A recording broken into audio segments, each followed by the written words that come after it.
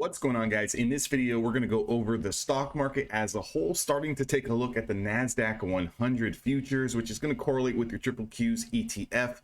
Now, the bulls are in a lot of trouble, and I want to kind of outline something for the sake of just, kind of going over the markets with you guys so we all have a better understanding of potentially what could be happening here. Now, I have the big boy chart on my screen. This is going to give us all the moving averages. So it's going to give us a big macro overview, right? So this is not a chart we're going to really necessarily use for day trading on a day in and day out basis. This has nothing to really do with, my scalping strategy or anything like that. This is just a breakdown of what's going on in the market today. So you can kind of see here, just looking at this daily time frame, the bulls being in trouble because this is going to be the first day that we're starting to close below that 20-day moving average. That's very, very critical. You can see a lot of consolidation ever since coming off these highs of 16,062 here. And essentially, we've been in a almost 2-week distribution pattern. So the last 2 days of choppiness action, if you found trouble getting into trades, if you've had trouble getting chopped up, this is the reason why. Because now that we have started to confirm, the bulls are in trouble because of the fact that if we hold down here, and mind you, it's only 9 a.m. Pacific Standard Time, anything can happen. But being down 2.5% on the NASDAQ is not something to take very, very lightly. This is a very drastic day. The futures are down 388 points.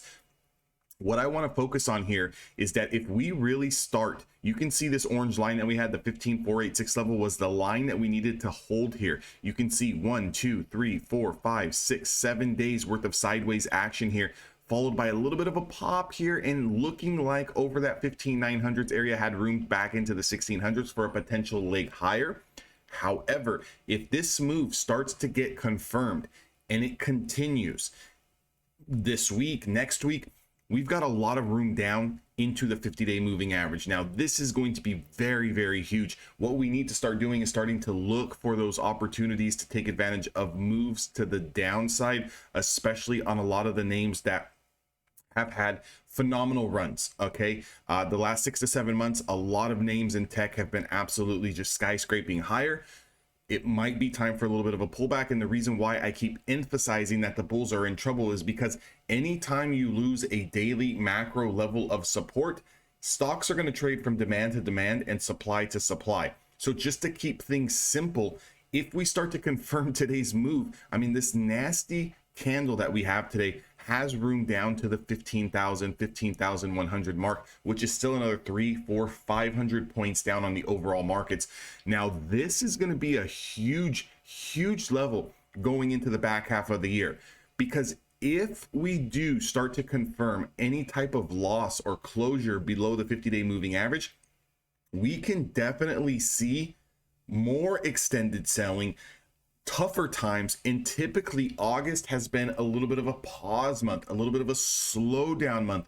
So we don't really want to put our foot to the gas and be swinging a bunch of things long, especially if you're barely starting to put on these long positions where you're trying to swing positions after the market has been running for the past 6-7 months. So what we need to do and focus on here is going into tomorrow, whatever price we close at today, being the 2nd of August, if we start to confirm that level, we can essentially start to look towards this downside move here of this 50-day moving average. Now, if I kind of zoom out here a little bit and just look at this as a whole, okay, as a whole, and I have to really go back, the market has not tested, okay, the market has not tested its 50-day moving average since we broke out, going all the way back to March. So we're talking about March, April, May, June, July, essentially 5-6 months. The market has not even tested the original breakout spot of this 50-day moving average.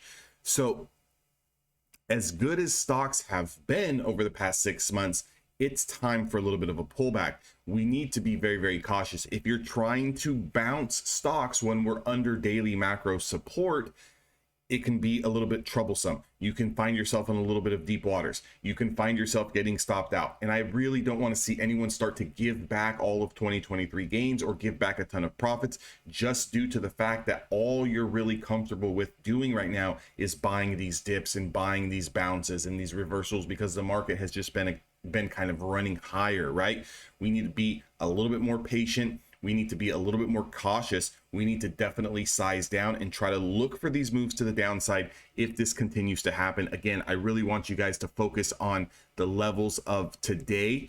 Watch today's lows. If we start to confirm today's lows, look for the pullback here into the $15,000 mark on the futures, and then you can start looking to those names like Tesla, Nvidia, Apple, AMD, all of these other big flying names, Netflix, that are on pullbacks as well, and start looking for them to confirm their daily channels to the south side. Again, if you guys want to learn the strategy, you guys want to learn how to day trade, you guys want to learn how to take advantage of this pullback, and you want to get in the room and start going through the courses and get the one-on-one coaching, definitely become a lifetime member. August has just started, so I'm opening up new seats to come into the room, to start learning, to get this training going, and kind of get an overall picture of what's going on here in the market. And we can definitely try to work on a trading plan that's tailored to your account size and what you like to trade and what ticker symbols you are accustomed to trading. It doesn't really matter if you're trading futures, stocks, options, it doesn't really matter. But again, just wanted to kind of look at the overall market today as it's on absolute fire, and not on fire in a good way, down almost 400 points on the day.